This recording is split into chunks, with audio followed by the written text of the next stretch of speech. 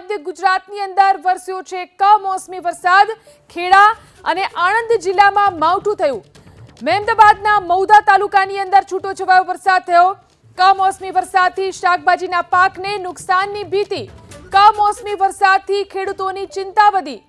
તો રાજ્યના અનેક વિસ્તારોમાં આજે કમોસમી વરસાદ થઈ રહ્યો છે, ત્યારે મધ્ય ગુજરાતની અંદર ખેડા અને આણંદ જિલ્લામાં પણ કમોસમી વરસાદ વરસી રહ્યો છે। મહેમદાબાદની અંદર મૌધામાં છૂટોછવાયો વરસાદ થયો છે। આ કમોસમી વરસાદને કારણે શાકભાજી પકવતા ખેડૂતોની ચિંતા વધી છે। શાકભાજીના પાકને નુકસાન થઈ શકે છે, ઉનાળુ પાકને પણ નુકસાન થઈ શકે છે, ત્યારે કમોસમી વરસાદને કારણે ખેડૂતોની ચિંતા વધી। મધ્ય ગુજરાતમાં ખેડા અને આણંદ જિલ્લામાં કમોસમી વરસાદ થઈ રહ્યો છે। મહેમદાબાદના મૌધા તાલુકાની અંદર છૂટોછવાયો વરસાદ। આ કમોસમી વરસાદને કારણે શાકભાજીના પાકને નુકસાન।